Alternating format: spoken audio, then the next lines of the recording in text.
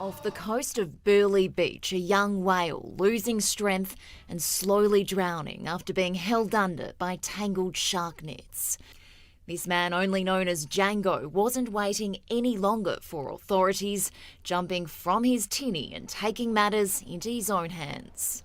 I just got him enough out of the rope so he could just break free. Oh, good on him. I don't know if he'll be in trouble or not. A really nice guy, he was really concerned for the safety of the whale. But the stunt's now fallen into murky water, with fisheries launching an investigation which could cost Django almost $27,000. This is dangerous equipment.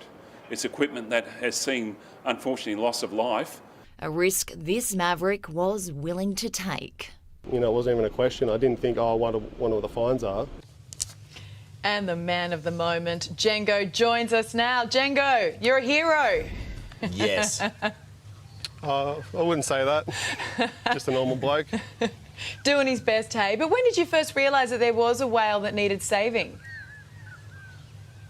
Probably halfway between Palm Beach Reef and the headland at Burleigh. I saw that there was actually a whale. I saw the spout from about 400 metres away. And then I realised it was actually in the net. So that's when I went over and inspected to see what was going on, and it was stuck in the net. And then that was it. It's one thing to see something like that. It's another thing entirely to get in the water with these creatures, these beautiful creatures. Did you think twice about getting in the water? Nah, not at all. Why not? I was going straight in. It's just not something that I'm not scared of it, to be honest. Obviously, it was dangerous. I wouldn't recommend everyone go and do it. It's highly dangerous. But yeah, it's done. I didn't drown, and it was all good. Well, we're very glad you didn't drown. I wouldn't recommend anyone doing it. Yeah. But also, I mean, the whale didn't drown. I mean, these whale calves, they can hold their breath. They normally come up for a breath every sort of 3 to 5 minutes. So the fact that you jumped in, you had a knife with you, did you? And was it easy to cut it out of the net? Yeah, I always go diving with a knife, so I always have one on me. Because I was actually going diving, that's what I was out there for. I wasn't out there to cut a whale out of a net. But no, I sort of was able to actually, it had made a big enough hole in the net, but it was just tangled up. I was able to just untangle it with my hands, basically, and just pull its pectoral fin out of where it was all caught up. Pulled the net out of its face, but it was in about 1 inch into its flesh. And yeah, so it finally broke the net on its own in the end.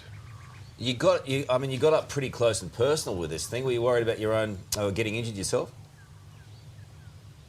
No, not at all. I was aware of how dangerous they are, how strong they are, and that. So, but its left pectoral, which I was working on, was totally wrapped up in the net. So that, it couldn't get me at that stage, and it wasn't moving real quickly. I'll tell you. Yeah. It was sinking at the bottom.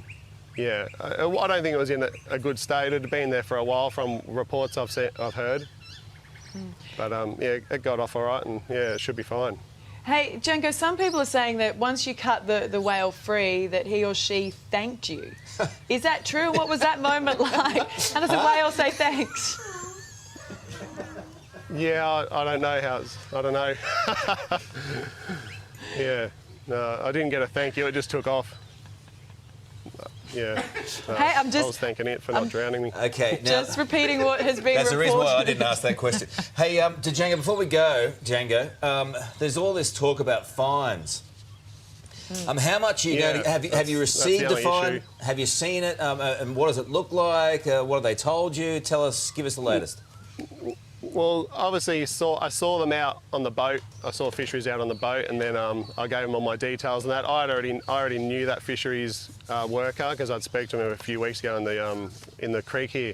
Yeah. So he knew my address and all that. So they got the boat out the water and come to my house, and yeah, we had a discussion about what the fine is 100% going to be. So they were in wetsuits. They weren't going out to find someone that day. They were going out to save a whale, so they didn't have any paperwork on them, and this is their words. It's all on camera. So yeah, I'm not stressed as long as it doesn't continue to grow. So they told you on camera that you're going to get fined a couple $100?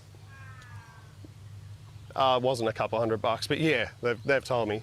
Told you what? Fisheries told me, yeah, what the fine's going to be, and I'm 100% getting a fine. But I mean, who knows, fisheries, they could have gone back to the head office and talked about it. And But yeah. It wouldn't be a good PR definitely move for said to them, me, I'm "I'm going getting to a say, fine." to flick you a fine. A whale's alive because of Yeah. you. Keep us posted on it, Yeah, okay? that's it, We'll but- stay across it. Oh, will do. All right. Good stuff. Thanks, Django. Thank you. It'll be very un-Australian if he gets fined, let me tell you. There'll be a lot of people upset about that one.